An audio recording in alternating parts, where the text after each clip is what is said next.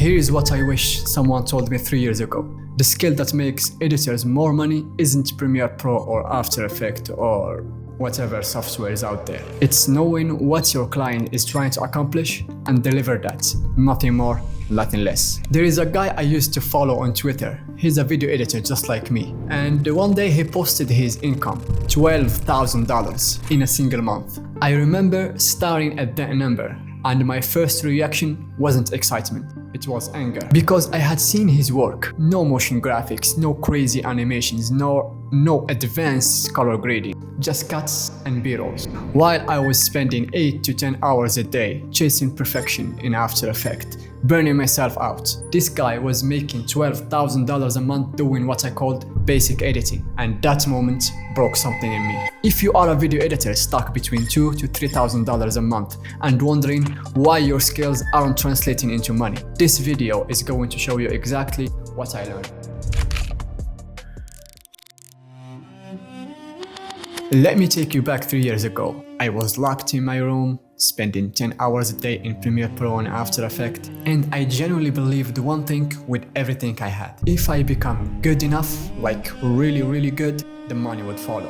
Back then I was an artist, and that's the thing that made me fall in love with video editing in the first place, is being able to create cool shit and share it with people and admire it. So I learned every transition out there. I reverse engineered motion graphics from channels with millions of subscribers. I learned every new effect out there, thinking to myself that this will make me more money. And when I looked back at my work, I was proud. I genuinely thought, this is better. This will get noticed. But here is the thing nobody tells you once you're starting out. Skill and income aren't the same currency. And I was about to learn that the hard way.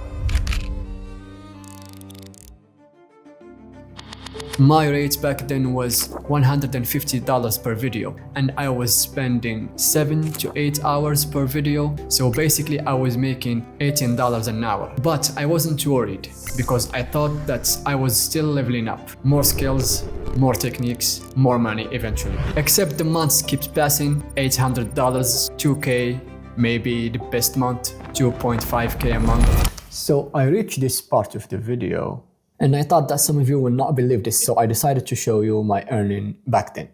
So this is my Fiverr account. I'm not inactive right now, so if I go to analytics, overview, and if we switch to yearly and go to 2024, you will see that my highest paying month, $2,600. That's from Fiverr alone, without clients that I have outside of the platform. So I just want to share this with you to show you that I'm not just here talking. I actually achieved these numbers. So now let's get back to the video. And I started doing something dangerous. I started looking at other editors, not to learn from them, but to compare myself to them. I'd see someone's portfolio and think, mine is better. I'd see someone's clients list and think, I'd see someone's income and think, that comparison wasn't motivating me. It was destroying me, because every time I see someone less skilled than me winning, I had two choices. Accept that maybe skill wasn't the variable, or double down on the belief I just need to get even better. So I chose to double down every single time. That was my mistake.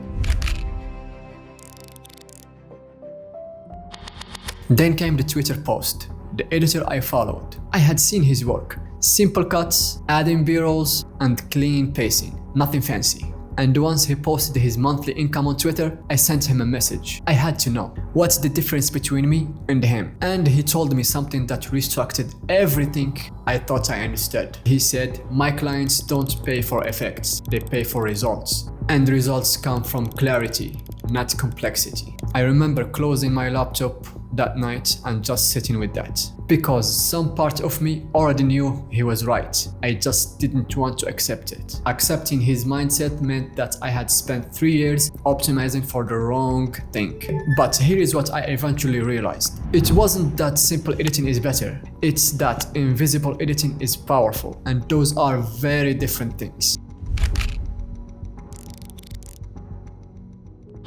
Here is the pattern that I kept seeing once I started looking for it. The editors making the most money were serving one type of client. Either he is a coach, or in a finance niche or a personal brand. And what did those clients actually want? They want speed, they want consistency, they want reliability, they don't want art. They wanted someone who can deliver a clean edit with good pacing that kept the viewer watching every week without fail.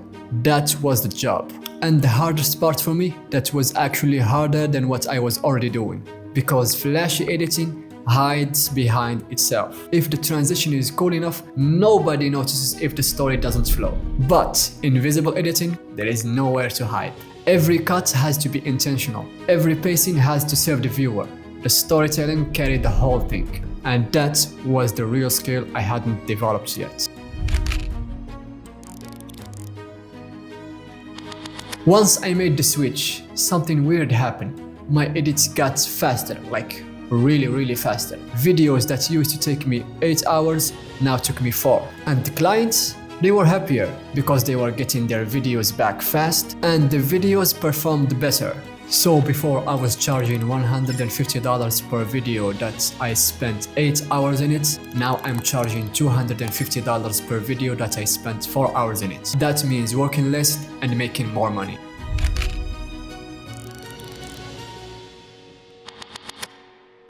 Here is what I wish someone had told me 3 years ago. The skill that makes editor more money isn't the technical stuff. It's understanding what your clients want to accomplish and deliver that. Nothing more, nothing less. The highest paid editors aren't the most talented. They are the most aligned with what actually moves the needles for their clients. So if you are sitting where I was 3 years ago, I want you to hear this. You are not behind because you lack talent. You are behind because you're solving the wrong problem. Stop trying to become a better editor and start trying to become a problem solver.